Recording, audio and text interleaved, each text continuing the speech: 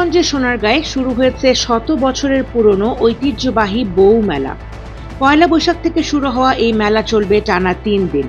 সকালে জয়রামপুর এলাকার ভট্টপুর মডেল সরকারি প্রাথমিক বিদ্যালয় মাঠের বটতলায় দেখা যায় নববধূ সহ বিভিন্ন বয়সী নারীরা ফল ফলাদির ঝুড়ি নিয়ে পূজা অর্চনায় অংশ নিচ্ছেন।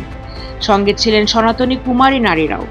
আমরা বহু বছর ধরে এখানে মা সিদ্ধেশ্বরীর নামে প্রতি বছর পূজা দিয়ে থাকি, সংসারের শান্তি কামনার জন্য এবং সন্তানদের ভালো রাখার জন্য মার কাছে আমরা প্রত্যেক বছর বারবার এসে আমরা এখানে পূজা দিয়ে থাকি। যদিও অংশগ্রহণকারীদের বেশিরভাগই নারী, তবে পুরুষদের উপস্থিতিও ছিল চোখে পড়ার মতো। ধর্মীয় আচার অনুষ্ঠানের পাশাপাশি মেলায় উঠে এসেছে বাঙালিদের প্রাচীন সংস্কৃতির নানা দিক। এখানে পূজা দিতে আসছি, মানে কোন সময় আসলে মানুষের কাছ থেকে শুনছি, শুনলে এদিকে সবাই দিতে আসছে, আমরাও দিতে আসছি। কারণ মানে এটা ঐতিহ্যবাহী একটা পূজা, মানে প্রতি বছর এখানে পূজা হয়। মেলায় বসেছে মৃৎশিল্পীদের তৈরি টাপা পুতুল, হাতি ঘোড়া, হাড়ি পাতিল সহ বিভিন্ন সামগ্রীর দোকান। রয়েছে মন্ডা মিঠাই ও বাহারি মিষ্টির পসরা। স্থানীয়দের কাছে বট বৃক্ষটি সিদ্ধেশ্বরী দেবতা হিসেবে পূজিত।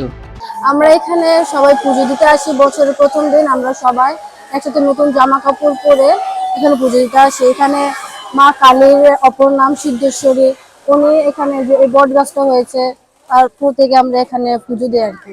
প্রতি বছর এই মেলাকে ঘিরে সনাতন ধর্মাবলম্বীদের মধ্যে দেখা যায় ব্যাপক উৎসাহ।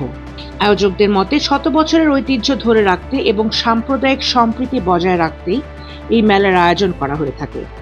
নারায়ণগঞ্জ প্রতিনিধির তথ্যচিত্রে অ্যালিস চৌধুরী, ডেস্ক রিপোর্ট, বার্তা বিচিত্রা।